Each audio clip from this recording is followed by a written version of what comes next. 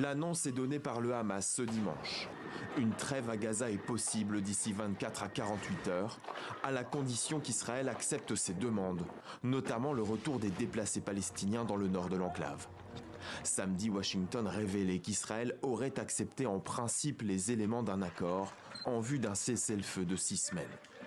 En Turquie, où des médiateurs étaient réunis vendredi en marge du forum diplomatique d'Antalya, le ton était optimiste. Nous espérons pouvoir parvenir à la cessation des hostilités et à l'échange de détenus et d'otages. Il est important que nous y parvenions avant le début du Ramadan.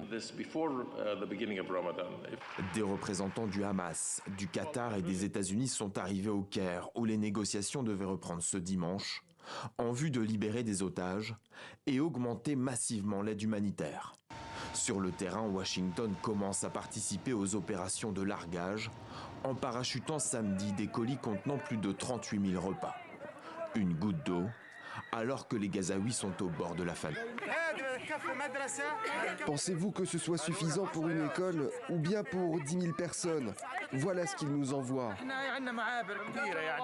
C'est mieux de délivrer l'aide par les points de passage. C'est mieux que via les airs en parachute. L'aide aérienne n'est pas suffisante pour une famille. L'Égypte devrait laisser les camions d'aide entrer normalement. Ces largages interviennent 2 jours après une distribution d'aide qui a viré au drame. Selon le Hamas, des civils ont été pris pour cible par l'armée israélienne, ce que dément son porte-parole.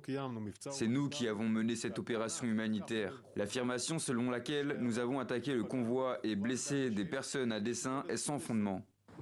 Dans ce contexte, Washington a demandé à son allié israélien d'ouvrir plus de points de passage humanitaires.